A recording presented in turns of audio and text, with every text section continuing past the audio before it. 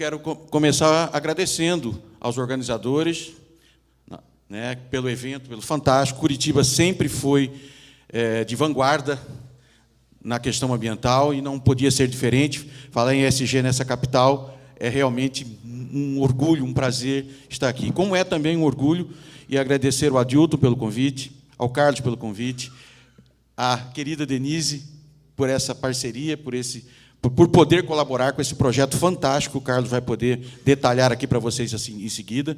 E dizer que a minha parte, dentro desse contexto, é justamente fazer a conta. Todo mundo passou por aqui, falou, contou a sua história, mas ninguém falou de como se faz a conta. E não estou falando desta conta, né, ilustrativa que a Denise disse, estou falando da conta real, de como você... Porque chama crédito de carbono, mas, para ser crédito, tem que ter um saldo, negativo ou positivo. Então, a minha trajetória são de 23 anos, vocês viram pelo currículo que eu já fui colaborador do governo federal, já fui colaborador do governo estadual, no Mato Grosso, quando das obras da Copa, nós fizemos isso, tentamos fazer lá uma Copa Verde. Diz que tentamos porque o VLT é um fracasso, né, de lá, um case absurdo de corrupção desse país, que é uma tristeza e precisa ser extirpado, mas, do ponto de vista ambiental, nós demos um show. Nós conseguimos neutralizar toda a pá de concreto que foi virada para a Copa do Mundo lá. Como nós fizemos isso? Já existia um projeto chamado Águas do Pantanal, com 10.700 hectares, onde nós preservado toda a biodiversidade, fauna, flora, recurso hídrico, inclusive das 33 primeiras nascentes que abastecem o rio Cuiabá, principal afluente do Pantanal mato-grossense. Então, esse projeto já existia, um projeto de PSA, como a Denise demonstrou aqui, voltado para essa modalidade de carbono, pagamento por serviço ambiental, onde essas famílias das 10.700 hectares têm que ser remuneradas por aquela preservação, porque no exuberante Cerrado, lá tem 174 toneladas de carbono por hectare. Como que se sabe disso, professor? Porque nós temos a melhor equipe do Brasil, e eu não tenho nenhuma falsa modéstia em falar isso, é a melhor equipe do Brasil para inventariar estoque de carbono florestal. Não há melhor. É a nossa, com 23 anos de experiência, inclusive com o primeiro projeto de carbono florestal do mundo, que é o projeto Peugeot, que fica no município de Cotriguaçu, estado de Mato Grosso. Então, essa expertise nós temos essa expertise, tanto que temos essa certeza que temos 174 toneladas de carbono por hectare nesse projeto. Então, que dá um volume de 1.600.000 toneladas ao longo do período de preservação, de estoque de carbono. E é esse carbono que foi necessário. Nós fazemos a outra parte, que é contabilizar as emissões. Então, você tem, dentro dessas obras civis, de concreto e não de madeira, como foi a palestra hoje mais cedo, que eu achei fantástico, 24 andares de madeira. Vamos ter que plantar muito, porque a nativa não aguenta mais. Então, tem que ser floresta plantada, está aí a deixa, né? Tem que ser floresta plantada. E tem lugar para isso. Então, essa é a conta. Então, você tem um passivo que vai ser gerado e você tem um ativo. Então, nós estamos calculando, quando a gente vai para o projeto Águas do Pantanal e calculamos aquele ativo e agregamos a biodiversidade, que agregamos o recurso hídrico, você tem um ativo. Mas, quando você vai para a obra, uma obra de grande impacto, em 2 cidades, Cuiabá e Várzea Grande, você tem, então, portanto, o passivo. E aí, inventariar esse passivo é o nosso papel. Alguém disse aqui mais cedo, acho que foi o professor Roth, que disse que alguém iria falar sobre a diferença de neutralização e compensação. Como ninguém falou, eu vou falar. Então, a neutralização de carbono é quando você faz isso antes da emissão, antes de poluir. Então, é como eu faço antes. E o Brasil, como disse também a Denise, o Brasil é um país vendedor de créditos, gerador e vendedor de créditos. Esse compromisso que foi mostrado aqui é um compromisso voluntário. Nós não somos obrigados, não éramos obrigados pelo Protocolo de Quioto e não somos obrigados pelo Acordo de Paris. O Brasil é um país em desenvolvimento. Quem tem essa conta para pagar são os países do hemisfério norte.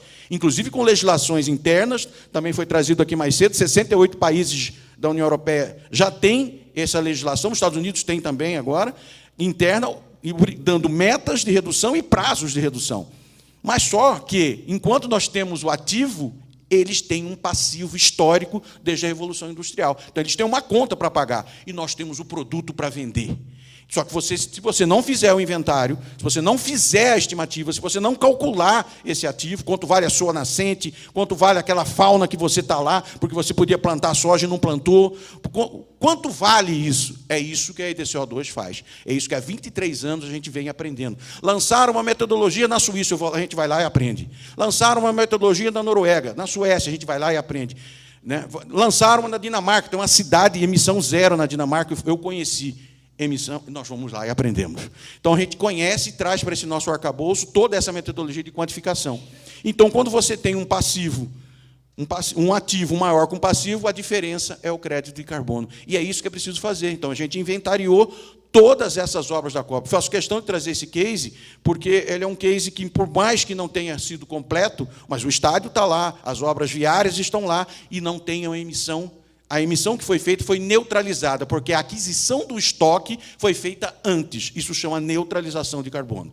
E quando você faz a compensação, que é justamente comprar o crédito de carbono, é porque, pelo menos dentro da ESG, e aí eu vou cometer um sacrilégio, porque eu estou falando só do E, só do ambiental, não deve separar, porque é um casamento, é um trisal, né? A gente não pode separar.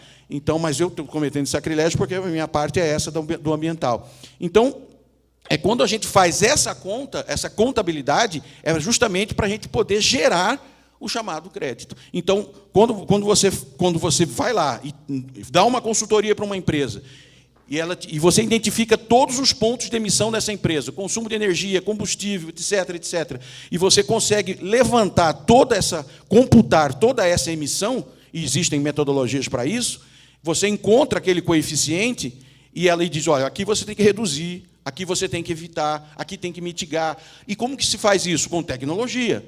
Então, você mostra tecnologias para mudar aquele método de produção e, consequentemente, do consumo, para quem ela vai vender. Então, eu estou vendendo um produto muito mais limpo. Isso chama mecanismo de desenvolvimento limpo.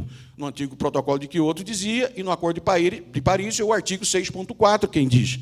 Então, quando você implementa essas tecnologias e muda esse modelo de produção, então, eu estou deixando de produzir a emissão evitada, né? Ou a emissão reduzida, ou a emissão mitigada. Estou gerando um crédito. Mas eu ainda tenho um passivo, porque eu não vou conseguir zerar o meu processo industrial, comercial, enfim, eu não vou zerar esse processo. Eu vou continuar emitindo de alguma outra forma. É quase impossível zerar.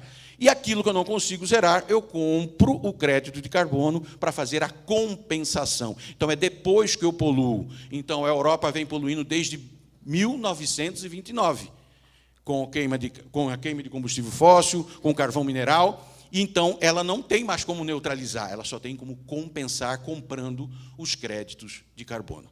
Então, a nossa empresa, a nossa atividade em parceria com várias cooperações internacionais, nós atuamos em 33 países. Então, o nosso papel com o Itamaraty foi sempre levar essas nossas contribuições. Eu estava na COP15 quando vimos o fracasso, com o Obama com a cara, desculpa a palavra, mas com a cara de bunda, tendo que dizer para todo mundo que os Estados Unidos se retirariam do protocolo de Kyoto. Então, infelizmente, eu presenciei isso, estava na delegação do governo brasileiro, mas como nós estamos cuidando da criação de Deus, isso não ficou morto ali.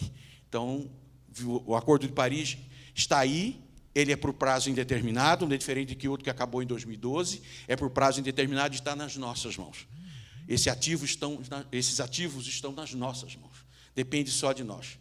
Então, é um prazer imenso estar dividindo isso com vocês, compartilhando isso com vocês. Poderia falar muito mais, mas a moça não levantou a placa, está vendo como eu sou bonzinho?